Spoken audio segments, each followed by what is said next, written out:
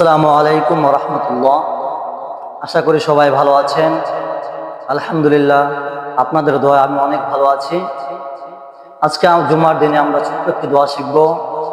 যে দোয়াটি যদি কোনো ব্যক্তি সকাল সন্ধ্যা পাঠ করতে পারেন আর ওই ব্যক্তি যদি ওই দিন মৃত্যুবরণ করেন, তাহলে আল্লাহ পাক বলেছেন তার জন্য জাহান্নামের 7টি দরজা বন্ধ করে দিবেন। সুবহানাল্লাহ। অবশ্যই আমরা এই দোয়াটি সকলে মুখস্থ করে নেব এবং সকাল সন্ধ্যা 7 বার পাঠ করার জন্য চেষ্টা করব। দোয়াটি আমার মোবাইল স্ক্রিনে দেওয়া থাকবে এবং আমি এখন বলে দিচ্ছি, সকলে মুখস্থ করে নেবেন।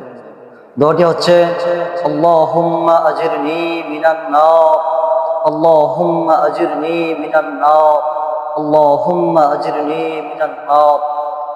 এই ছোট্ট দোয়াটি সকলে মুখস্থ করে নেবেন এবং সকাল সন্ধ্যা 7 বার পাঠ করার জন্য বেশি বেশি চেষ্টা করবেন।